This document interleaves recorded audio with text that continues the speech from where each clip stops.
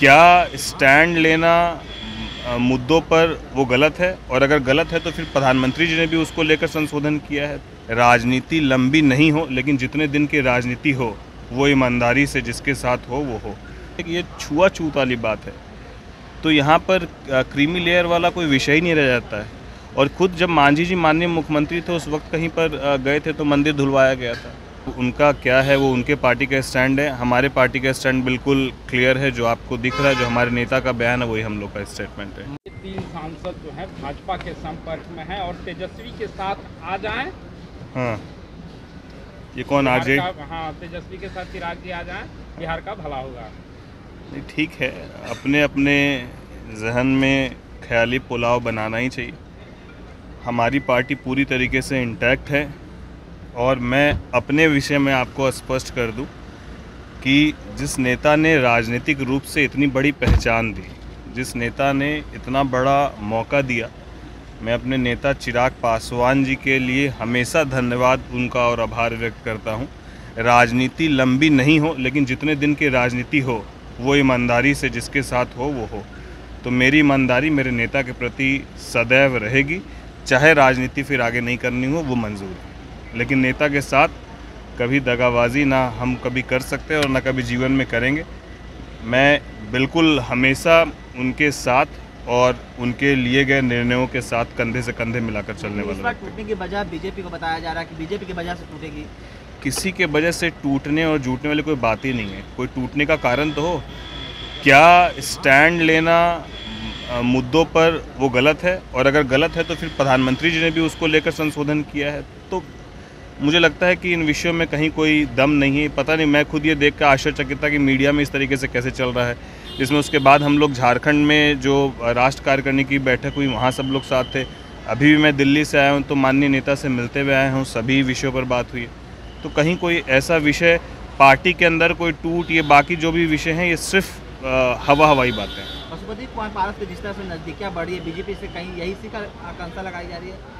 नहीं, अब देखिए, अब उनका क्या है, वो उनके पार्टी का स्टैंड है। हमारे पार्टी का स्टैंड बिल्कुल क्लियर है, जो आपको दिख रहा है, जो हमारे नेता का बयान है वही हम लोग का स्टेटमेंट है। ममता बनर्जी का कहना है कि जिस तरीके से बंगाल में घटना हुई पर उन्होंने चुप्पी साथ में तमाम लोग सवाल खड़े कर रहे थे और करें कि अगर बंगाल जलेगा तो बिहार यूपी। कौन कह रहा है बिहार जलेगा? ममता बनर्जी कह रहे हैं कि बंगाल अगर जलेगा तो देश जलेगा। नहीं, ये अब इस भाषा से आप समझिए ना कि अगर प्रदेश की मुखिया की ये भाषा और ये शैली रहे जवाब देने की, जबकि उनके स्टेट में लॉ एंड ऑर्डर पूरी तरीके से ध्वस्त हो रखा है, ना तो घर की बहू बेटी सुरक्षित है। इतना बड़ा डॉक्टर के साथ जो घटना घटी, उसके बाद वो खुद सड़क पर निकलती हैं, जबकि पूरा लॉ एंड ऑर्डर उनके हाथ में है। वो खुद वहाँ की मुखिया हैं और वो खुद जो है पैदल मार्च कर रही हैं, और अभी कह रही हैं कि झारखंड बंगाल जलेगा तो बिहार जलेगा। ये भाषा है क्या उनकी?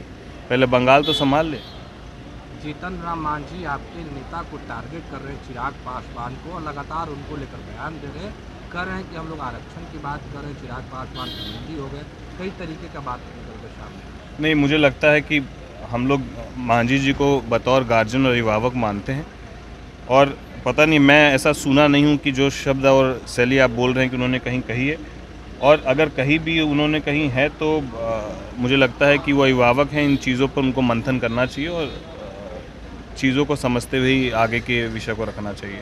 कोटे के अंदर कोटे की जो बात की गई है आरक्षण को लेकर, उसको आपकी पार्टी कैसे देखती है? नहीं, हमारी पार्टी का स्टैंड, हमारे नेता ने पूरी स्पष्टता से कहा कि ये क्रीमी लेयर वाला जो विषय है वो हमारे नेता ने उसको लेकर पूरी टिप्पणी कर दी है। उन्होंने कह दिया कि ये छुआछूत वाली बात है, तो यहाँ पर क्रीमी लेयर वाला कोई विषय ही नहीं रह जाता है।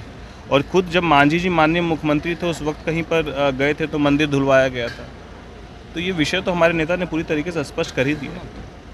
तेजस्वी यादव लगातार अपराध हो या फिर बिहार में ट्रांसफ़र पोस्टिंग का मामला हो, इस पर लगातार वे कह रहे हैं कि बिहार में जो है अच्छे ऑफिसर जो हैं उनको दरकिनार किया जा रहा है और उनके चेले बेलचे हैं वो लोग ट्रांसफ़र पोस्टिंग कर रहे हैं। नहीं, अच्छे ऑफिसर्स की सूची वही बता दें कि कौन अच्छे ऑफिसर्स हैं। आरएस भट्टी को काम नहीं दिया जा रहा है बोल रहे हैं।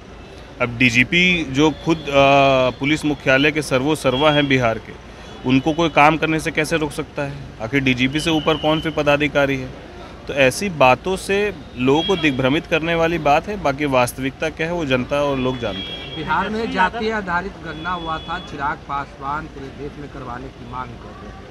आपकी पार्टी आवाज़ उठा रही है, क्या होने जा रहा है? नहीं, बिल्कुल हम अपने नेता के स्टैंड के साथ, और हमारे नेता ने इसीलिए कहा कि अगर जातिगत उनका बस उसमें थोड़ा सा ये सुझाव ज़रूर है कि जातिगत जनगणना के वो पक्षधर हैं, लेकिन वो सार्वजनिक हो इसके पक्षधर नहीं हो। लेकिन वो आंकड़ा बिल्कुल आना चाहिए ताकि उस आंकड़ों के आधार पर ये तय किया जा सके कि किस जाति समाज की संख्या कितनी है और उनके लिए हमको क्या बेहतर करना है, ये जानकारी होनी चाहिए, लेकिन वो सार्वजनिक नहीं होनी चाहिए। राष्ट्रीय लोक जनशक्ति पार्टी के जो नेता हैं वो कह रहे हैं कि चिराग पासवान अब राहुल गांधी के बोलने शुरू कर दिए। राहुल गांधी भी बोल रहे हैं और चिराग पासवान भी बोल रहे हैं। खैर उनके विषय पर हम कुछ बोलना नहीं चाहते हैं। वो इसी तरीके से जो बोल रहे हैं वो कौन बोल रहा है और बिना कोई हाथ पांव वाली बातों पर क्या ही जवाब दिया जाए।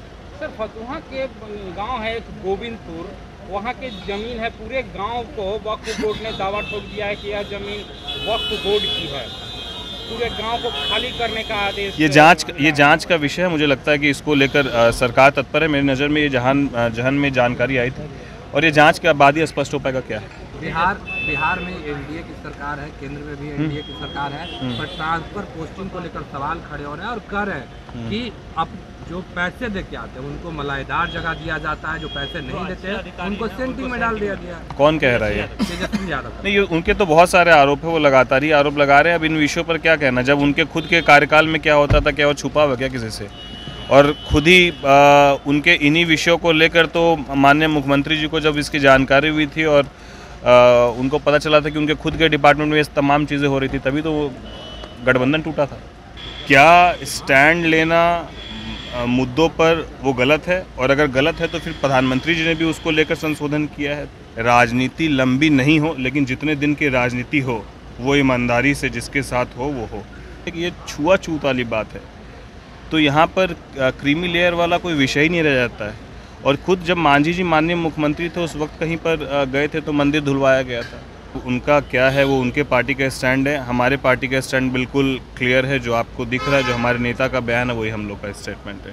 क्या स्टैंड लेना मुद्दों पर वो गलत है, और अगर गलत है तो फिर प्रधानमंत्री जी ने भी उसको लेकर संशोधन किया है।